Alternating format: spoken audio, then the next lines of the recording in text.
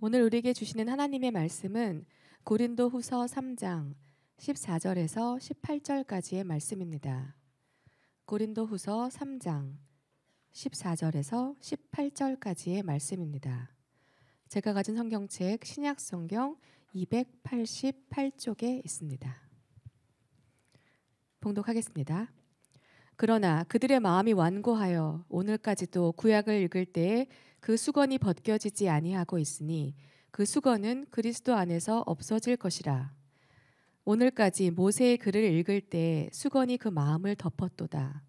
그러나 언제든지 주께로 돌아가면 그 수건이 벗겨지리라. 주는 영이시니 주의 영이 계신 곳에는 자유가 있느니라. 우리가 다 수건을 벗은 얼굴로 거울을 보는 것 같이 주의 영광을 보매 그와 같은 형상으로 변화하여 영광에서 영광에 이르니 곧 주의 영으로 말미암음이니라. 아멘. 아멘. 할렐루야. 2025년이 밝았습니다. 그리고 우리 하늘소망교회도 새 비전을 가지고 출발을 합니다. 우리 교회 비전을 함께 외쳐봅니다. 함께합니다. 하나님께 영광을, 사람에게 칭찬을. 할렐루야. 우리 교회 2025년 표가 있습니다. 교회 비전은 주님 오시는 날까지 우리가 이 땅에서 우리 교회가 드러내야 될 본질을 함께 나눈 겁니다. 그래서 2025년 표 같이 따라합니다. 의의 열매가 가득한 성도가 됩시다. 그래서 우리가 1111 운동이라 해서 따라서 합니다. 한 사람이 한 생명을, 한 사람이 한 사명을. 할렐루야. 네. 그래서 올 한 해 여러분이 이 말씀과 또 우리 시천상을 잘 붙들고 우리 배가 부흥을 위해 시작하는 첫 해가 되시길 주님으로 축원합니다. 우리 함께 기도하고 또 함께 전도하고 함께 충성하면서 하나님의 영광을 돌리고 큰 복을 받는 2025년 되시길 주님으로 축원합니다.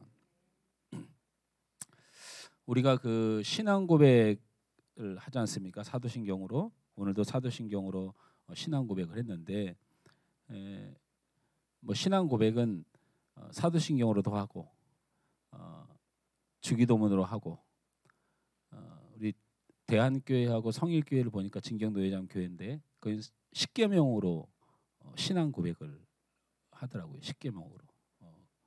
그래서 근데 이제 좀 보통 우리가 여태까지 신앙 고백을 사도신경으로 했는데 그것을 보면 하나님께서 산자와 죽은 자를 심판하러 오신다라는 이런 고백을 합니다.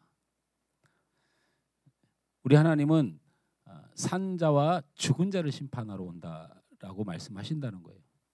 그러니까 지금 우리 이렇게 앉아 있잖아요. 그러면 하나님이 심판하러 오셔서 우리가 살아 있을 수도 있잖아요. 그런데 하나님의 관점에서 봐서는 이 안에 산자와 죽은 자가 있다는 거예요. 그걸 심판하러 오신다는 거예요. 그걸 판가름하러 오신다. 그게 우리의 신앙 고백이에요.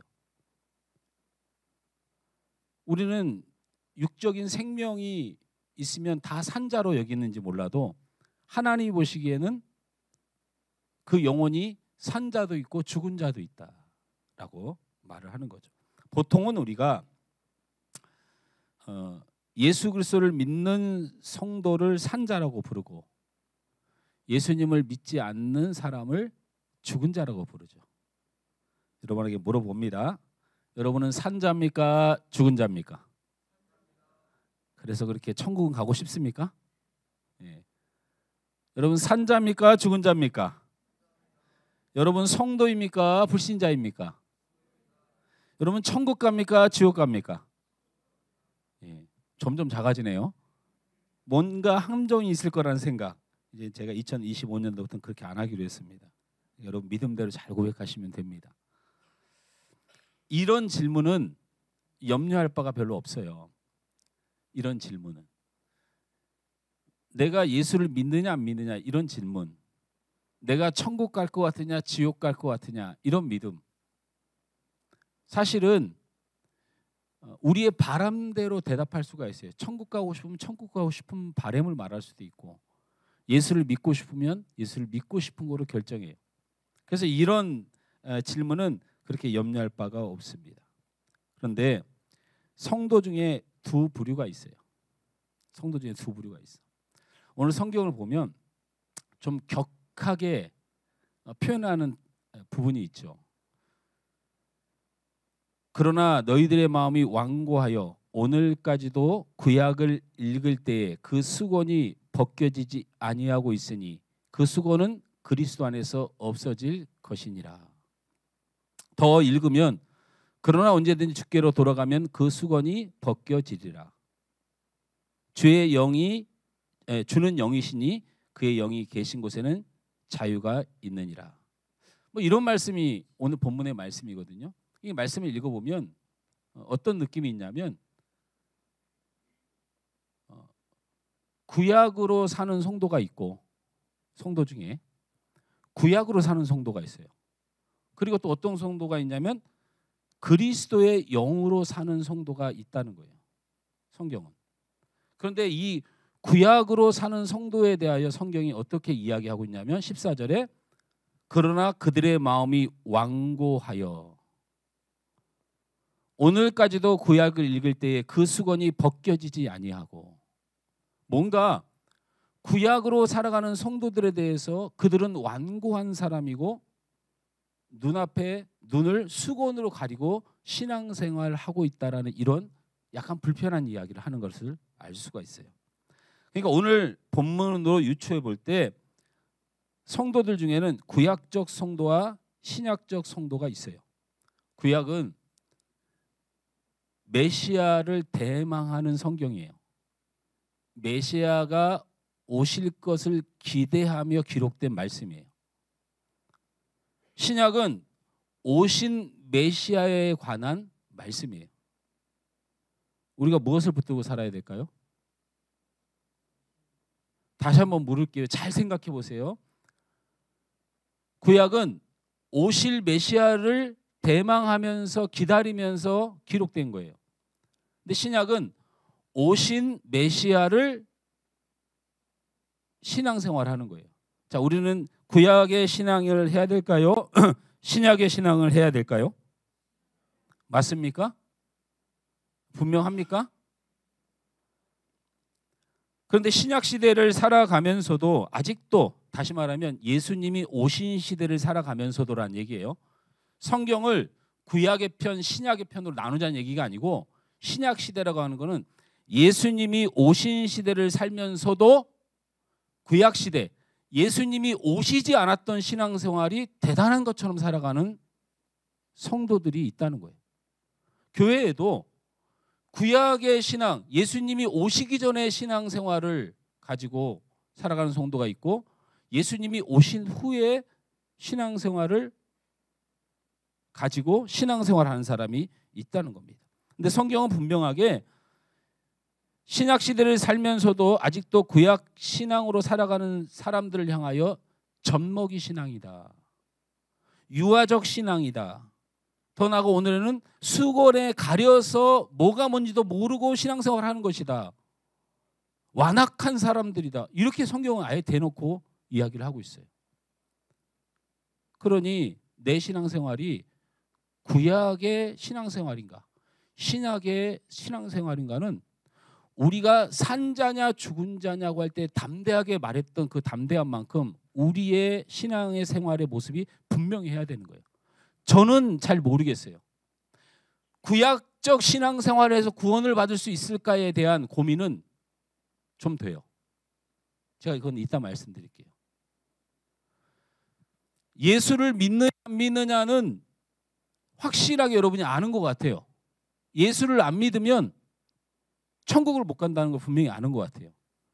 근데 이상하게 예수를 믿으면서도 신약적으로 신앙생활을 안 하고 구약적으로 신앙생활을 해요. 예수님이 안 오신 것처럼, 예수님이 없는 것처럼. 우리 말씀을 한번 확인해 보죠. 제가 하는 말인가 성경의 말인가? 골로새서 2장 16절에서 17절 말씀 함께 읽습니다. 시작. 그러므로 먹고 마시는 것과 절기나 초하루나 안식일을 이유로 누구든지 너희를 비판하지 못하게 하라. 이것들은 장래일의 그림자이나 몸은 그리스도의 것이니라. 아멘. 이 골로새서의 말씀이 굉장히 그때 당시에는 너무 충격적인 말씀이라는 거예요. 이게 우리에겐 충격적이지 않은데,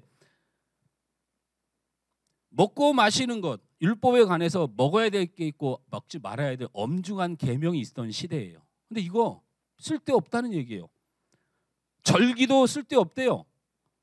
초하루나 안식일도 쓸데가 없대요. 우리 보니까 초하루라고 하는 게 무슨 얘기냐면, 여러분 가끔 교회들을 보면 월상 예배라고 드리는 게 있어요. 안 들어보셨는지 몰라도 굉장히 많은 교회들이 월상 예배를 실제로 의미를 담아서 드려요.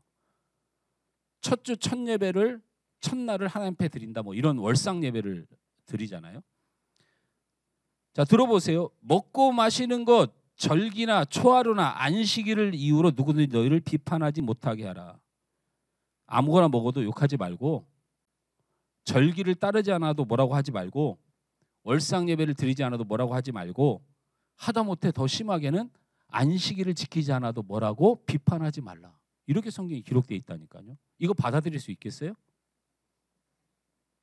그러니까 우리가 이게 심각한 거예요. 이것들은 장래일의 그림자이나 몸은 그리스도의 것이나, 구약의 신앙 행위로 신앙을 비판할 수 없다고 말씀하시고, 그것은 그림자일 뿐이라고 말씀하시고, 그 그림자의 실체는 바로 그리스도고, 우리가 해야 될 신앙생활은 그리스도 안에서 해야 되는 신앙생활을 해야 된다라고 말씀하고 있는 거예요. 이거보다 조금 더 대놓고 얘기하는 말씀이 하나가 있어요. 히브리서 8장 13절 말씀을 함께 읽습니다. 시작. 새 언약이라 말씀하셨음에 첫 것은 낡아지게 하신 것이니 낡아지고 쇠하는 것은 없어져 가는 것이니라. 구약 신앙은 낡은 것이고 없어져야 될 것이라고 성경은 대놓고 얘기해요. 여러분, 구약 신앙은 없어져야 돼요. 없어져야 됩니다. 눈을 크게 뜨고 저를 째려봐도 성경의 기록, 다시 읽어드려요. 히브리서 8장 13절 다 같이 읽습니다. 시작. 새 언약이라 말씀하셨음에 첫 것은 구약입니다. 낡아지게 하신 것이니 낡아지고 쇠하는 것은 없어져 가는 것이니라.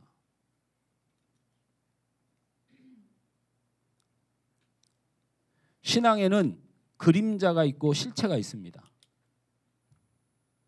그림자는 예수 그리스도를 예표하는 것이고 실체는 예수님입니다. 근데 되게 재밌는 게, 예수님이 왔으면 예수님의 신앙생활을 해야 돼요. 근데 계속 예수님이 안 왔다는 것을 전제로 그림자 가지고 신앙생활하면서 신앙생활 잘했다고요. 신앙에는 없어져야 할 신앙이 있고 새롭게 해야 할 신앙이 있다는 거예요. 오늘 말씀을 통해 2025년 새해가 되었습니다. 새 시대가 열렸습니다. 그러면 우리에게 새 믿음과 새 신앙이 결단돼야 될 줄 믿습니다. 오늘 말씀을 통하여 낡아질 것, 없어질 것 버리고 새 믿음, 새 신앙을 오늘 말씀을 통하여 받아 큰 복을 받는 한 해가 되시길 주님으로 축원합니다. 우리가 가져야 할 새 믿음, 따라서 합니다. 돌판이 아니라 마음판에 새겨진 것입니다.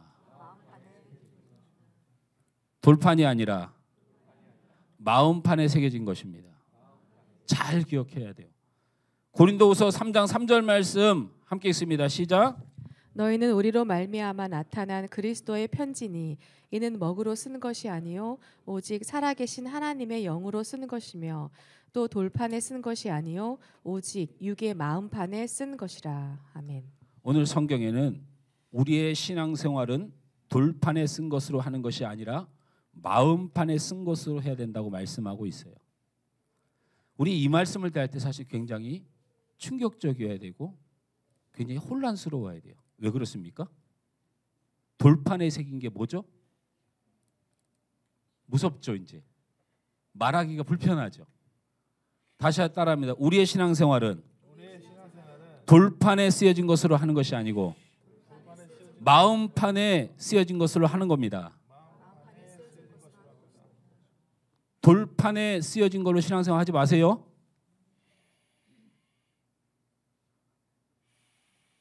여러분 왜 대답을 못하는 줄 아세요? 왜? 여러분 스스로 한번 생각해 봐요. 돌판에 쓰여진 게 뭔지 다 알아서 그래. 그래서 차마 입을 못 대는 거야. 입이 띄어질 때까지 해야겠어. 고린도서 3장 3절 말씀을 같이 읽습니다. 시작. 너희는 우리로 말미암아 나타난 그리스도의 편지니 이는 먹으로 쓴 것이 아니요 오직 살아계신 하나님의 영으로 쓴 것이며 또 돌판에 쓴 것이 아니요 오직 육의 마음판에 쓴 것이라. 제가 말씀 분명히 읽어드렸습니다. 신앙생활은 돌판에 쓴 것으로 하는 것이 아니고 마음판으로 쓴 것을 하는 것입니다. 아멘. 돌판으로 쓰여진 걸로 하지 마세요. 또 작아지네. 또 작아지면 시간만 가. 아니 성경을 읽어줘, 반복해서 설명해줘. 그리고 마지막 질문을 결정적으로 하는데 왜 자꾸 대답을 피해? 왜 피해? 돌판에 쓰여진 십계명대로 신앙생활 하지 말란 말을 못 받아들이는 거예요. 한국 교회에서 그렇게 말하는 목사도 없고, 그렇게 만약에 이해가 되는 것이 얼마나 두려운가를 알고 있는데, 여러분 십계명을 버리세요. 왜 버려야 되는지 말씀을 드릴게요. 우리가 돌판에 쓴 것이 무엇인지 알기 때문에, 그것은 바로 십계명이라는 사실을 알기 때문에, 반대로 마음판에 쓴 것이 뭔지를 모르니까 여기서 마음판에 쓴 것만 알려주면 아무 문제가 안 되는데, 돌판에 쓴 거는 십계명인지를 분명히 알으니까 이걸 버리려고 하니까 미치고 환장하겠는데, 마음판에 쓴 대로 신앙생활을 하는데 이걸 몰라. 그래서 돌판에 쓰여진 걸 못 버리는 거예요. 여기서 이 얘기 듣고 졸거나 이렇게 설교하다가 유튜브가 끊기면 저는 교단에 잡혀갑니다. 정신 이때는 잠을 딱 깨야 돼요. 설교를 듣다가 말아보면, 야 하늘소망교회 목사 보니까 야 십계명 지키지 말라고 하더라. 큰일 났네 그 교회. 방송 끊기면 재판에 해부돼요. 저 방송님 정신 똑바로 차리고요. 들어보세요. 마태복음 22장에 보면 율법사가 예수님을 찾아와서 시험을 하고요. 그 주변에 바리새인과 서기관들이 진을 칩니다. 예수님을 잡아 죽이려고 작정하고 모여든 거죠. 그 대표적으로 율법사가 예수 옆에 나아가서 말싸움을 해요. 그러면서 뭐라고 얘기하냐면, 예수님이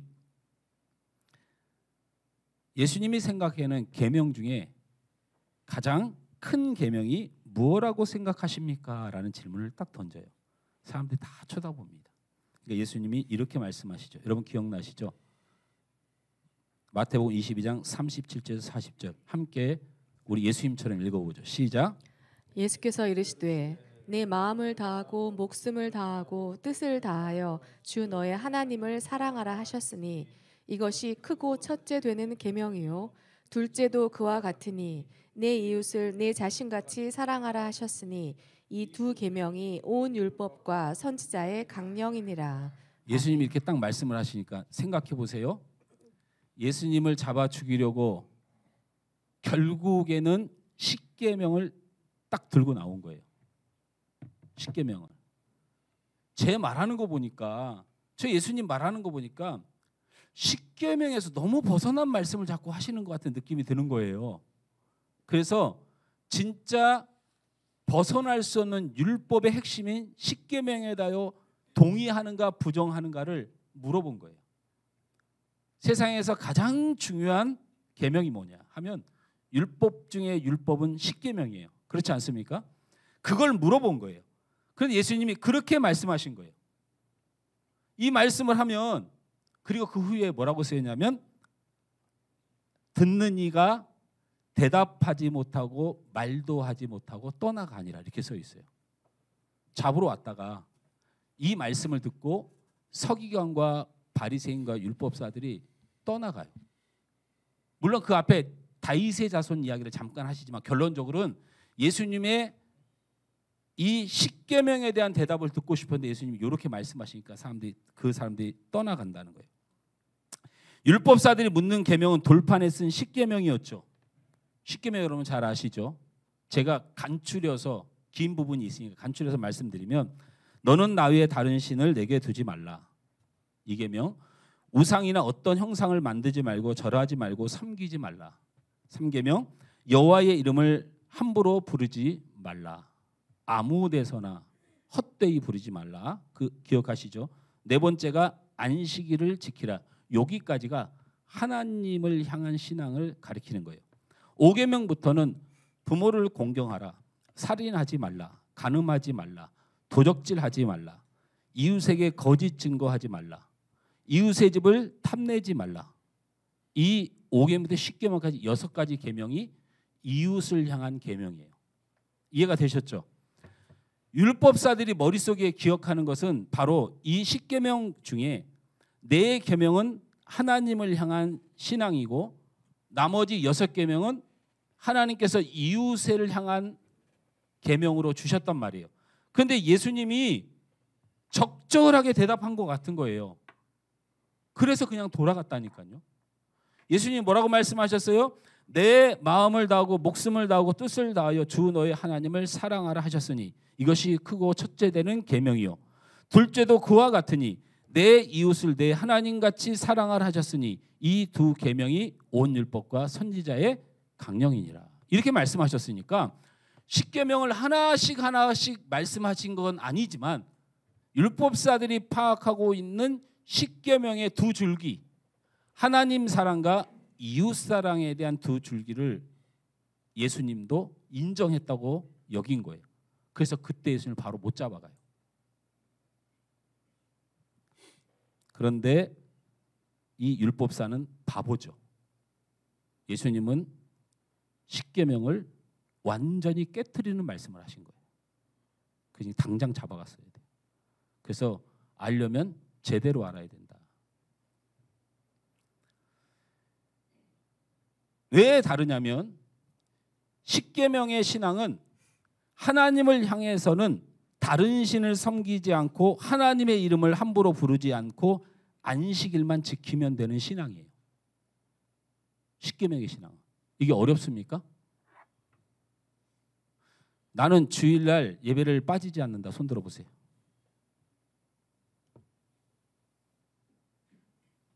뭐 주일날 예배를 빠질 생각들이 많으신가 봐요. 하나님 말고 내게 다른 신을 두지 않겠다. 손 들어봐요.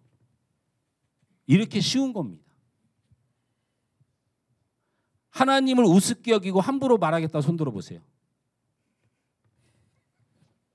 너무 쉽죠? 여러분 제 의도를 잘 생각해 봐야 돼요. 10계명이 어렵습니까? 제가 보기에는 정신 나가지 않은 신앙인 아니면 이 10계명을 못 지킬 사람이 없어요. 주일을 와서 이 예배를 드리지 못하는 마음에도 내가 오늘 그냥 몸이 아파서 아니 내가 다른 일 때문에 못 드렸네라고 하는 최소한의 마음이 있기 때문에 여러분 이것처럼 쉬운 이런 신앙생활 이 쉬운 것을 여러분 하고 있잖아요 지금. 자, 이웃을 향한 10계명에서 이웃을 향해서 우리 하나님 우리에게 요구한 것을 보십시오. 부모를 공경하라. 어렵습니까? 살인하지 말라. 민성이 이제 어려워요? 나를 살인적으로 쳐다보면 안 됩니다. 간음하지 말라. 도적질하지 말라. 거짓 증거하지 말라. 탐내지 말라. 이게 어렵습니까? 여러분 생각을 한번 잘 해보세요. 10계명이라는 게 우리에게 어떤 의미의 계명인지. 그러나 예수님의 선언은 충격적입니다. 하나님을 향해서는 마음과 뜻과 목숨을 다하라예요. 가능하시겠습니까? 이제 좀 복잡해지죠. 10계명은 너무 쉬운 요구를 하는데 예수님의 마음판에 새겨야 될 계명은 하나님을 사랑하되 마음과 뜻과 생명을 다해 사랑하라는 요구예요. 가능하시겠습니까? 봐요. 대답 못 하잖아요. 이게 무서운 거예요. 우리는 십계명처럼 그냥 나는 원래 그런 거 안 해. 이런 신앙생활은 가능한데 이 낡아진 신앙을 붙들고 이게 생명이라고 생각해. 너무 쉬운 건데 그냥 원래 하던 건데. 근데 새로운 계명을 주셨어. 새 계명을 주셨어. 하나님을 사랑하되 몸과 마음과 생명을 다하여 사랑하라. 끝까지 아멘을 안 하면 하나님을 사랑하되 몸과 마음과 생명을 다하여 사랑하라. 십계명이 중요합니까? 예수님의 새 계명이 중요합니까? 그러니까 십계명을 버리라는 말을 제가 과하게 하는 거예요. 우리가 십계명 안에 갇혀가지고 그 십계명보다 더 천만 배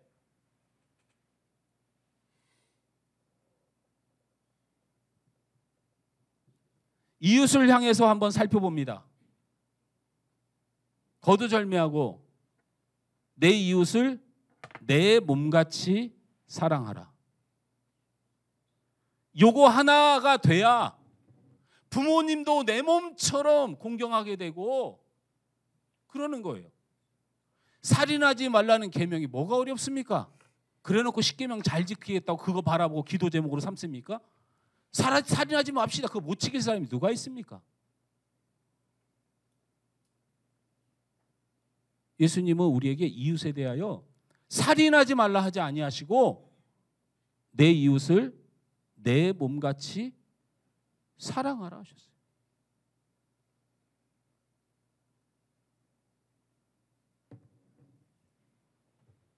이제 좀 이해가 되십니까? 이게 얼마나 중요한 말씀인지. 율법사들과 바리새인들과 서기관들은 예수님의 계명을 새 계명을 십계명과 같다고 생각하니까 돌아갔어요. 같다고 생각하니까. 그러니까 우리조차도 그 정도 수준이 맞다고 생각을 하면서 신앙생활을 하고 있는 율법사와 바리새인과 서기관들의 모습이에요. 정말 같습니까? 십계명은 최소한 다른 신만 섬기지 않아도 하나님께서 긍휼히 여겨주시는 것을 얘기하는 거예요. 십계명은 이웃에 대해서도 최소한 요 정도는 해야 된다는 걸 얘기하는데 그 최소한이 최고인 줄 알아. 이게 얼마나 재미있는 얘기예요. 그러나 예수님이 우리 마음판에 쓰게 하신 것은 하나님을 마음과 뜻과 목숨을 다해 사랑할 뿐만 아니고 이웃을 내 몸같이 사랑할 뿐만 아니고 원수까지도 사랑하라고 명령하신 것이 우리의 마음판에 새겨져야 되는 거예요. 그러니까 바울 사도가 고린도 교회를 향하여 속이 터지고 답답하겠는 거야. 내가 사람 죽였어? 내가 간음했어? 내가 도둑질했어? 이래놓고는 있는 대로 미워해. 있는 대로 그냥 막 정죄해. 얘네들이 제정신이 아니야. 그래서 예수님이 하신 말씀을 한 거예요. 마음이 완악하여 구약의 계명이 다인 줄 알고 그것도 자랑이라고.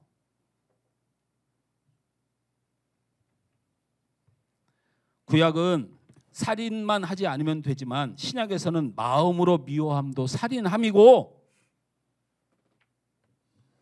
간음하지 않아도 음욕을 품은 것만으로도 간음하는 것이고 도적질하지 않아도 욕심으로 대하는 모든 것들은 도적질하고 탐욕이라고 예수님이 선언한 이 말씀을 마음에 못 받아들이는. 한번 우리를 돌아보세요.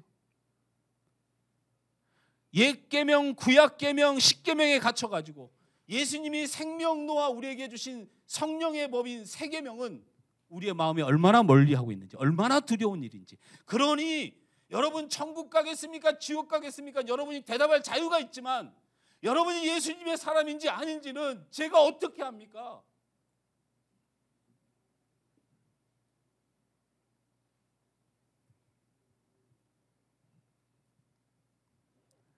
새 법, 새 믿음, 새 신앙. 최소한의 신앙이 아니라 예수님께서 우리에게 요구하신 하나님과 이웃을 향한 최선을 다하는 신앙생활을 하시길 주님으로 축원합니다. 어떻게 2025년 이 신앙생활 하시겠습니까? 하시겠습니까? 예수님께서 원하시는 거 하세요. 그러면 세상에서 우리를 향하여 욕할 일이 없어요. 뭐하러 목사가 대통령을 잡아 넣네 마네, 뭘 그렇게 예배 시간에, 이 존귀한 예배 시간에 뭐하러 정치 얘기는, 뭐하러 무한공산이, 뭐 하나님의 뜻이, 정신이 나갔나요? 그 사람들은 미친 거 아닙니까?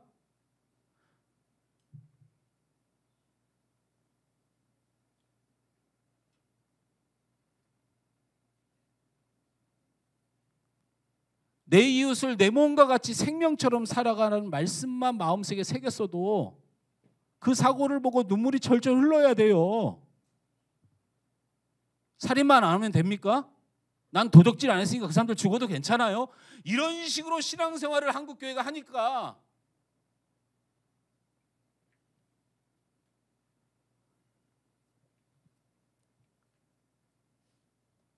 하나님을 향해서 이웃을 향하여 최선을 다하여 생명 다하여 섬길 마음으로 2025년이 누려지는 여러분 되기를 주님으로 축원합니다.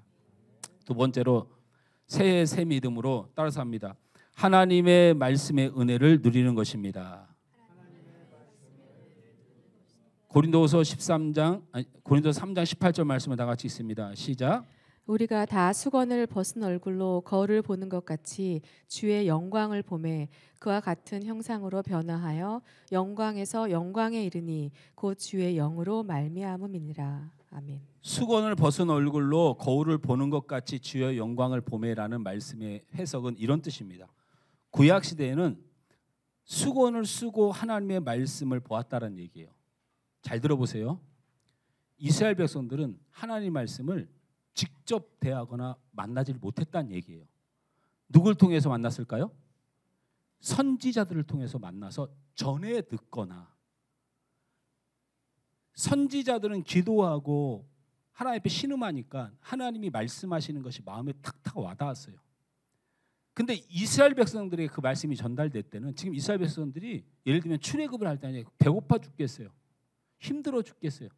600km밖에 되지 않는 곳을 40년을 도는 인생의 고단함이 있는데 갑자기 선지자들이 말을 하니까 하나님과 소통이라기보다는 선지자를 통하여 전달되는 말씀으로 정확히 알기도 어렵고 그 말씀의 책임도 사실은 본인의 것이 아니에요. 본인이 받은 말씀이 아니니까 그 말이에요.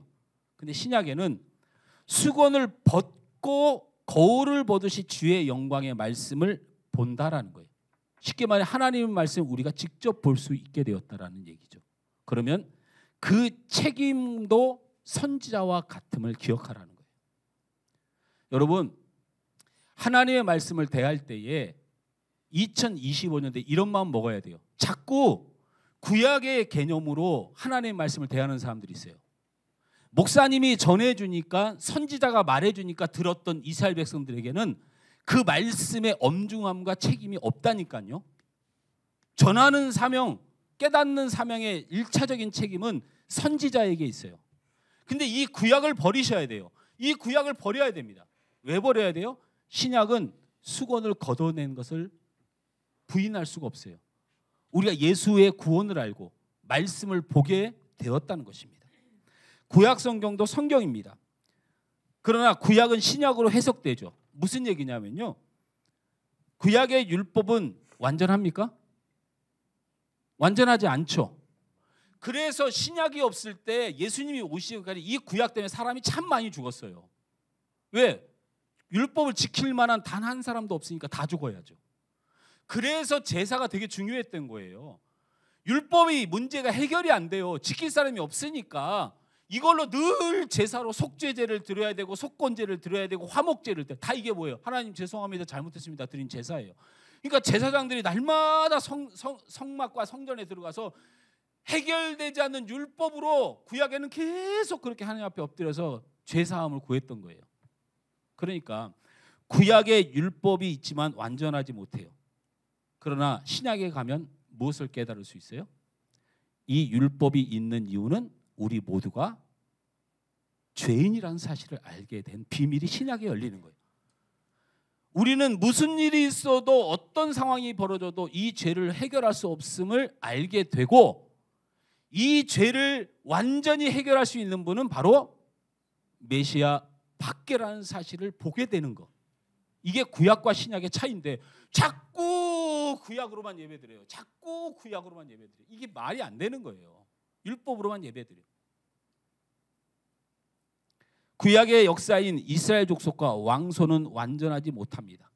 그러나 신약을 통해서 다윗의 자손 오신 예수님과 그를 믿는 구원의 백성들은 완전합니다. 구약은 힌트이지만 신약은 예수님을 통한 정답을 가진 성경인데, 자꾸 정답이 없는 걸 가지고 정답에서 말하는 건 왠지 싫은 거야. 우리가 구약이 쉬워. 여러분, 성경도 보면요, 구약 설교를 즐거이 하는 사람들이 있어요. 쉬운 걸 선택하는 거예요. 신약 설교는 죽을 맛이에요. 성경 준비해 보면.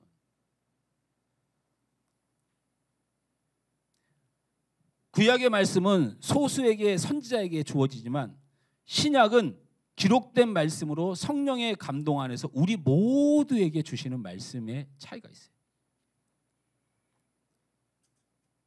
누가복음 5장 36절 38절 말씀, 이런 말씀이 써 있습니다. 또 비유하여 이르시되 새 옷에서 한 조각을 찢어 낡은 옷에 붙이는 자가 없나니 만일 그렇게 하면 새 옷을 찢을 뿐이요 또 새 옷에서 찢는 조각이 낡은 것에 어울리지 아니하리라. 새 포도주를 낡은 가죽 부대에 넣는 자가 없나니 만일 그렇게 하면 새 포도주가 부대를 터뜨려 포도주가 쏟아지고 부대도 못 쓰게 되리라. 새 포도주는 새 부대에 넣어야 할 것이니라.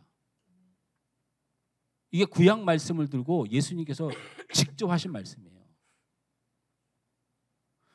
누가 새 옷이 있는데 새 옷의 한 틈을 자르고 헌 옷의 한 틈을 가져다가 새 옷에 꼬매는 사람이 누가 있느냐? 누가 새수를 담아서 좀 있으면 터져버릴 그런 낡은 가죽에 새수를 담는 사람이 누가 있겠느냐? 새 옷은 새 옷으로, 새술은 새 부대로. 구약으로 신약을 대신할 수는 없습니다.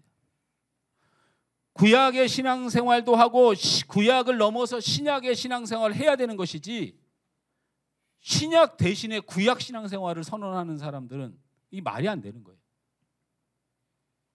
구약이 잘못됐다는 말이 아니고, 구약 백성은 말씀을 선지자와 예언자로 국한되었지만 신약 백성은 하나님의 말씀으로 기록된 말씀을 우리 모두가 받은 것이에요. 그래서 말씀에 대해서 더 분명한 입장과 책임을 우리 하나님은 물으시는 겁니다. 여러분, 한번 생각해 보세요.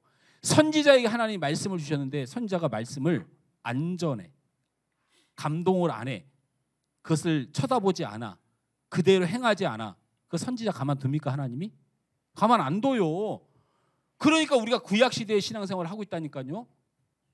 나는 선지자가 아니니까 내게 무슨 책임이 있어? 내가 말씀을 지키든지 말씀을 따르든지 그게 내게 무슨 책임이 있어? 근데 신약은 하나님의 말씀이, 성경이, 기록된 말씀이 선지자에게 부어주시듯이 하나님은 우리 각 개인에게 말씀을 주셨다는 거예요. 그럼 그 말씀의 책임이 엄중하다는 걸 잊지 말아야 돼요. 그래서 요한사도가, 저는 요한사도가 욕심장이거든요. 하나님이 하늘 보좌의 모든 모습을 열어주기도 했지만 이 땅에 요한일서 1장 1절을 딱 시작하면서 이런 말씀을 선포했어요. 함께 읽습니다. 시작. 태초부터 있는 생명의 말씀에 관하여는 우리가 들은 바요, 눈으로 본 바요, 주목하고 우리 손으로 만진 바라 했어요. 너희들 말씀을 대할 때에 정신 똑바로 차려야 된다. 너희들이 구약의 선지자처럼 그 말씀을 들었고 그 말씀을 눈으로 보고 있고 주목하고 우리가 손으로 만진 이상 너희들이 그 하나님의 말씀 앞에 바른 신앙생활하고 선지자 사명이 없으면 하나님 우리에게 책임을 물을 것이라는 거예요. 2020년대 우리의 새 믿음, 말씀을 듣는 자로, 말씀을 보는 자로, 말씀을 묵상하는 자로, 말씀을 만지는 자로 살아야 될 줄 믿습니다. 구약은 그것이 선지자와 제사장의 사명이었지만 이젠 우리의 사명인 것을 인정하셔야 돼요. 하나님의 말씀이 선지자의 사명이 아니고 우리의 책임이고 우리의 사명이라고 믿으셔야 됩니다. 할렐루야. 큐티 열심히 하시겠습니까? 성경 열심히 읽겠습니까? 성경 열심히 연구하시겠습니까?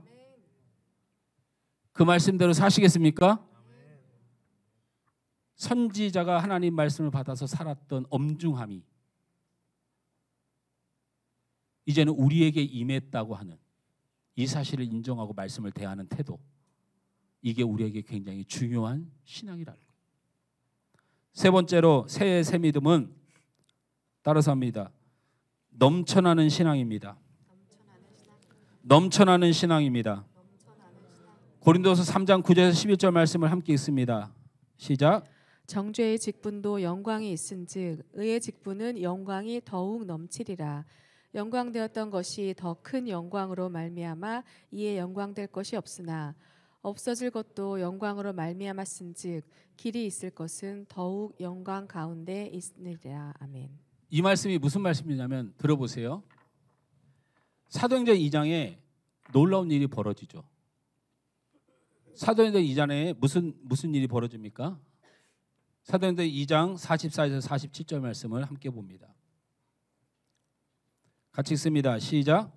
믿는 사람이 다 함께 있어 모든 물건을 서로 통용하고 또 재산과 소유를 팔아 각 사람의 필요를 따라 나눠주며 날마다 마음을 같이하여 성전에 모이기를 힘쓰고 집에서 떡을 떼며 기쁨과 순전한 마음으로 음식을 먹고 하나님을 찬미하며 또 온 백성에게 칭송을 받으니 주께서 구원받는 사람을 날마다 더하게 하시니라. 아멘.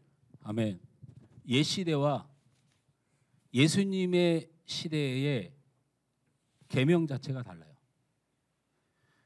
구약에는 물질 생활이라 봐야 11조만 하면 돼요. 그래서 구약에 보면 11조를 드리면 제사장과 레위인들을 위하여 쓰고 나머지는 뭐를 향해서 써요? 고아와 과부를 위해서 써요. 그러니까 11조만 드리면 됩니다. 이게 구약의 신앙이에요. 근데 예수님이 오신 후로 신앙이 어떻게 변했어요? 여러분 읽으셨잖아요. 다시 한번 읽겠습니다. 어떻게 변했는지. 사도행전 2장 44에서 40절 시작. 믿는 사람이 다 함께 있어. 어떤 사람이? 믿는 사람이. 시작.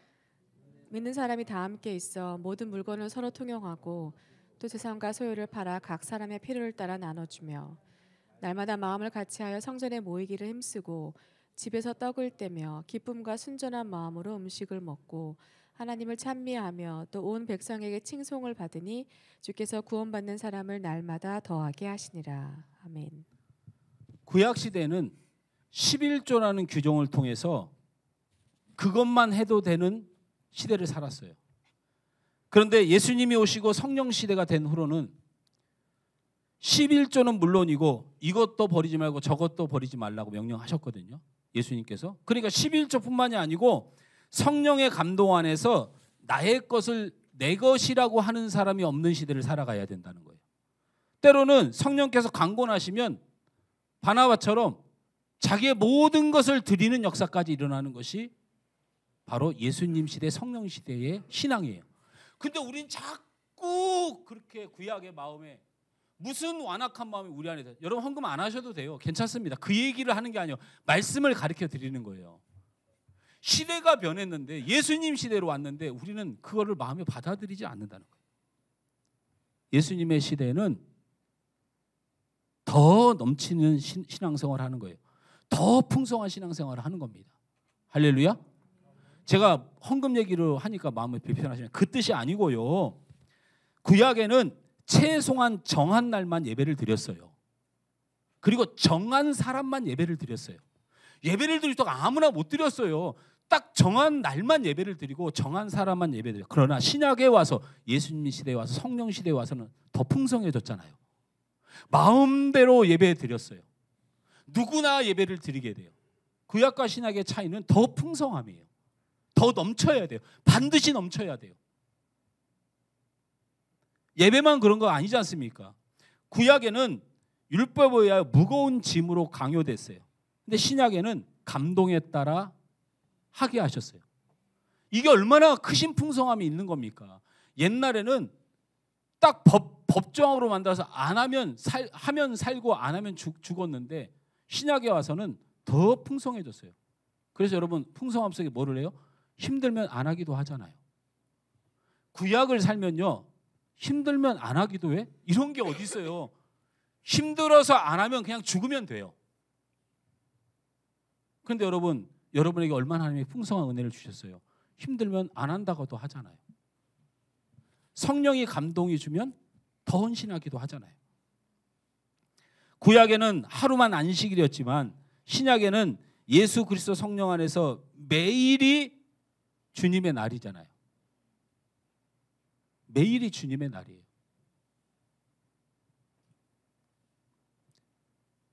구약은 국한된 신앙을 따르지만 신약은 더 풍성해지고 더 충만해지고 더 간절해지는 신앙으로 나아갔다는 거예요. 우리가 새해 새 믿음을 가져야 할 것은 여러분의 신앙과 헌신이 더 충만해지고 아멘합니다. 더 충만해지고 더 풍성해지고 더 헌신해야 됩니다. 이게 바로 구약에서 벗어나 예수의 시대를 살아가는 우리의 새해 새 믿음이 되어야 될 줄 믿습니다. 말씀을 맺습니다. 정말 깊이 생각해 보십시오. 내가 산 자인가 죽은 자인가를 대답할 때 여러분의 확신을 찬 확신처럼 내가 내 신앙이 구약에 머물러 있나 예수님의 시대를 살고 있나를 잘 생각해 보셔야 됩니다. 구약을 살아가지 말고 마음판에 새겨진 예수님의 성령의 감동을 따라 사실 주님으로 축원합니다. 고린도서 5장 17절 말씀에 그런즉 누구든지 그리스도 안에 있으면 새로운 피조물이라 이전 것은 지나갔으니 보라 새 것이 되었도다. 요한일서 2장 8절 말씀에 다시 내가 너에게 새 계명을 쓰노니 그에게와 너희에게도 참된 것이라 이는 어둠이 지나가고 참빛이 벌써 비춤이니라. 여러분은 새해 가족부대입니다. 거기에 이미 새 수를 담았습니다. 그러니 구약의 시대에 갇혀 사지 마시고 예수님의 시대를 살아가는 여러분 되길 주님으로 축원합니다. 하나님과 이웃에 대한 최소한의 예의만을 지키며 살아가는 것이 아니고 하나님을 마음과 뜻과 목숨을 다해 섬기시고 내 이웃을 내 마음과 같이 사랑하신 말씀으로 살아가시길 주님으로 축원합니다. 말씀이 선지자만의 것이었다가 우리 것이 되었음을 기억하시기 바랍니다. 이 큰 은혜는 은혜이기도 하지만 큰 책임입니다. 말씀을 듣는 일, 말씀을 보는 일, 말씀을 연구하는 일, 그래서 말씀의 인도함대로 살아가는 책임을 다하는 2025년 새 믿음의 성도가 되시기 주님으로 축원합니다. 구약은 정한 헌신과 예배로 섬겼지만 예수의 새법 성령 안에 여러분 더 풍성한 섬김이 있길 주님으로 축원합니다. 더 풍성한 예배가 있길 축원합니다. 더 풍성히 헌신하시길 주님으로 축원합니다. 2025년 새해 구약을 넘어 예수와 성령이 통치하는 한 해가 되고 우리의 신앙과 삶이 되시길 주님으로 축원합니다. 우리 함께 찬양합니다.